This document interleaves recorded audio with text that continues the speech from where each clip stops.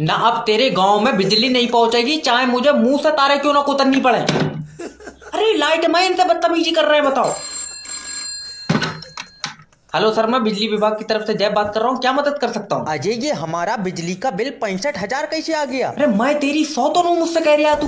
अरे तुम बिजली विभाग में हो तो तुमसे नहीं कहेंगे तो किससे कहेंगे? अरे बिजली विभाग से हूँ, अब्बू नहीं हो तेरा मैं, जो तू मुझे सिखाता लगा रहा है। जितना यार तुमने बिजली यूज करा होगा उतना बिल आ गया होगा। अरे 65,000 की बिजली हमने यूज नहीं करी, क्या बात आसमानी बिजली का बिल भी इसी में जोड़ दिया? अरे अजीब किस्म के प्राणी, 20,000 तुम्हारा बिल है और तुमने 1 साल से उसे जमा नहीं करा, उस पर 45,000 टैक्स लगा। 45,000 टैक्स? तुम्हारे यहाँ पीतल के ट्रांसफार्मर हैं? अरे अरे इतना टैक्स लग रहा है, तुम बिस्लेरी की पानी से बिजली बना रहे हो? क्या चाह क्या रहा है तू, ये बता क्या चाह रहा है? अरे बिजली का बिल कम करो, चाहने को तो तुम जैसे चुम्मी दे दोगे मुझे। चुम्मी तुझसे ले भी नहीं मिलेगी, करंट का झटका मारूं मैं। तो 2 मिनट को तारा झुटा लियो।